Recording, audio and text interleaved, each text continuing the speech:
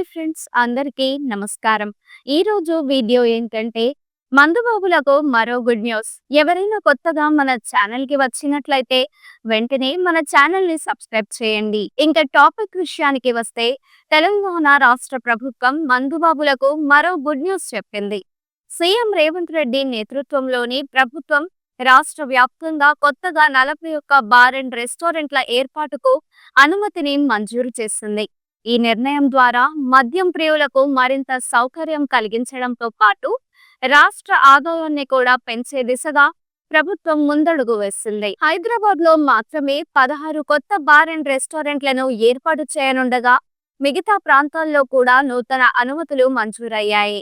Local ఎలక్షన్లు ముగిసిన తర్వాత అధికారికంగా నోటిఫికేషన్ విడుదల చేయాలని ప్రభుత్వం నిర్ణయించింది.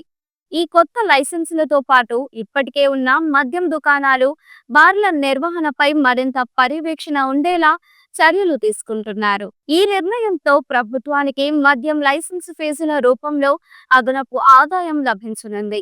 అలాగే ఈ కొత్త బార్ల ద్వారా వేలాది మందికి ప్రత్యక్ష, పరోక్షంగా ఉద్యోగ అవకాశాలు ఏర్పడే అవకాశం ఉంటుంది. మద్యం వ్యాపారం విస్తరణతో పాటు అనధికార మద్యం విక్రయాలను కట్టడి చేసేందుకు ప్రభుత్వం చర్యలు తీసుకుంటోంది. ఈ వీడియో మీకు నచ్చినట్లయితే లైక్ చేయండి. మీరు ఎటువంటి అప్డేట్స్ గురించి తెలుసుకోవాలనుకుంటున్నారో వెంటనే కామెంట్ బాక్స్ లో కామెంట్ చేయండి.